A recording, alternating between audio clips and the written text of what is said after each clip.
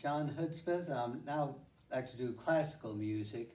Will this tape tonight will be covering periods from a little medieval song to one of Chopin's waltzes, music for these different periods I'll announce. Later on there'll be a second one made that will be in file for some later pieces, but that'll come after this particular show at a later date. And I'll start with a medieval piece, a short song, Will Come in May and Shine. As music was developing in the Middle Ages, a lot of it was sung, or a few string instruments, and the men singers sang things like Will Come in May and Shine, which means Welcome May Sun in German, about the 12th century AD. And I'll play this now.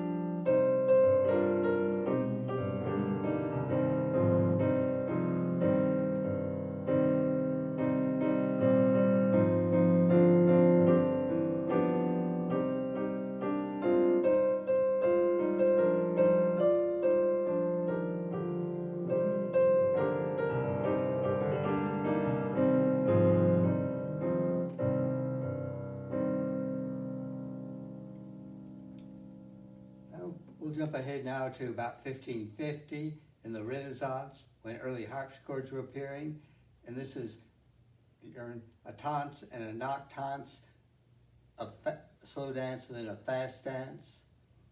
And this, I'll be playing harpsichord style, my feet totally off the pedals. And during the Renaissance, people places things like this were coming with strong tonal centers and the beginning of instruments.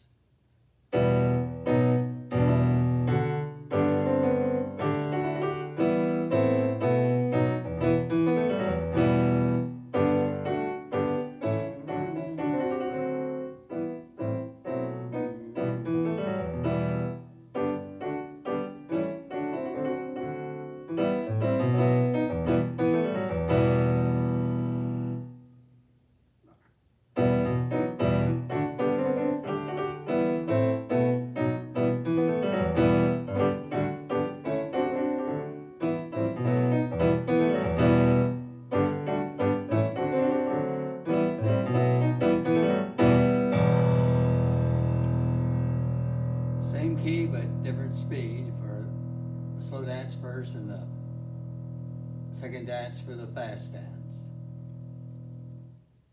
And I'll play a madrigal, because now we're coming to the age of Queen Elizabeth I in the 1500s. And this was done by Thomas Morley when he wrote these songs of this style. And this one's called My Bonnie Lass She Smileth.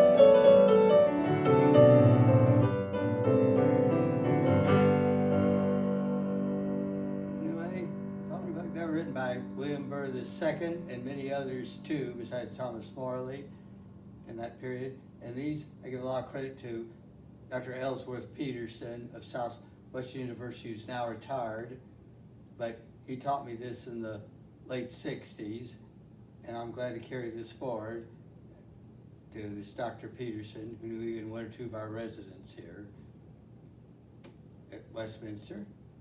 And now I'm going to play a harpsichord piece from Queen Elizabeth's area, which I learned about an English history class in college 50 years ago. I'm not sure the name of this one, but it's got a typical English harpsichord sound.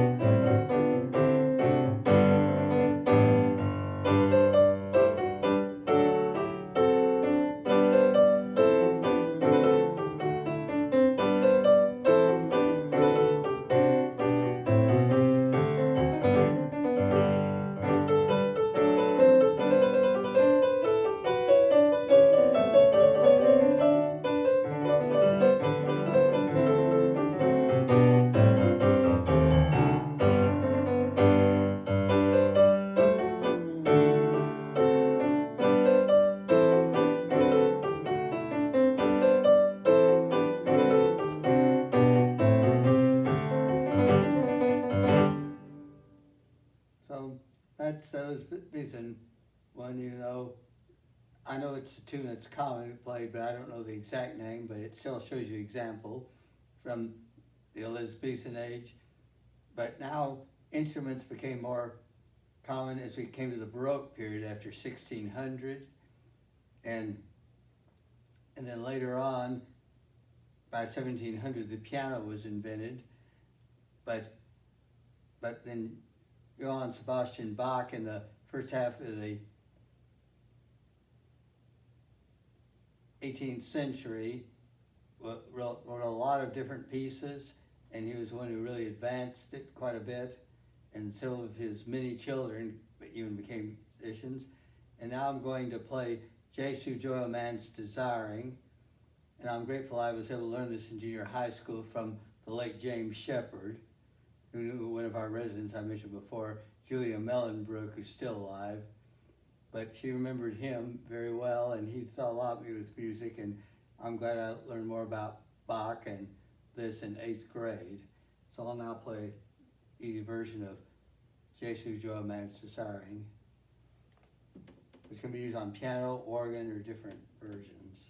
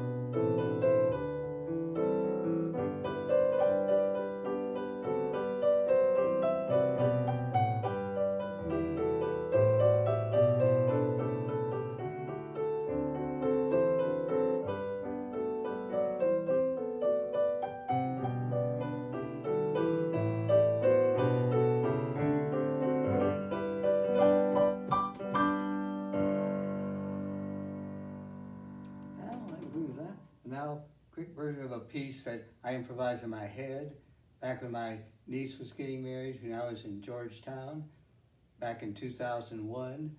This one's when I based on box techniques for a fugue with different voices, and I do play a minor key first, and then a transposition to a major E melody.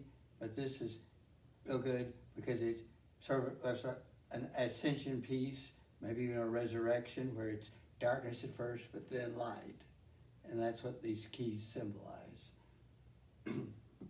My own improvisation based on Bach.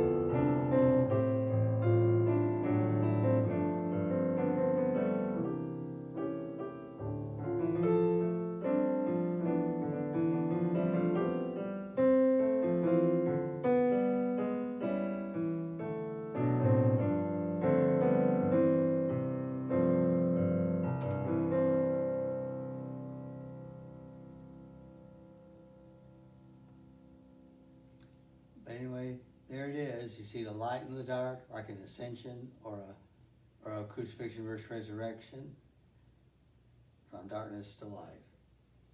Now I'll play the first movement of Beethoven's Moonlight Sonata. In a moment. Because Beethoven was another later composer of the classical period.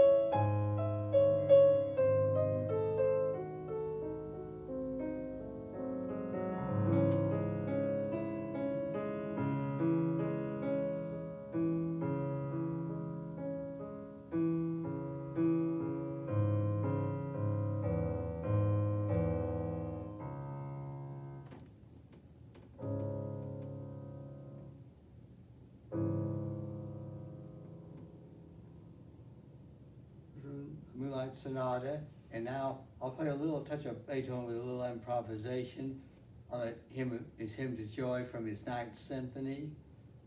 He wrote late in his life and was deaf, but he managed to get it done. And although he didn't perform it much except for a time or two before his death, and years later, Richard Wagner finally found the whole symphony notes and managed to get it so the music score from Beethoven's record, so it now played often today. And based on the Schroedic Schiller poem of Hymn to Joy, and I'll improvise it in some spots, just show you example.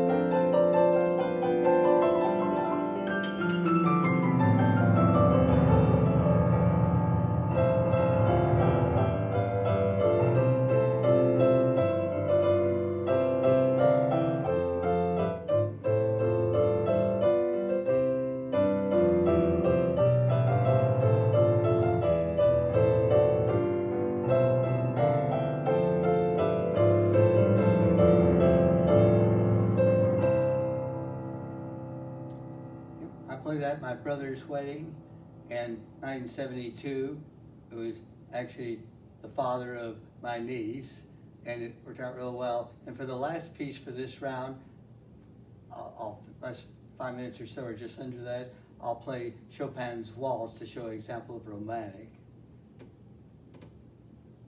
And I'll play more Chopin pieces on a later recording. This will be just an introduction to it.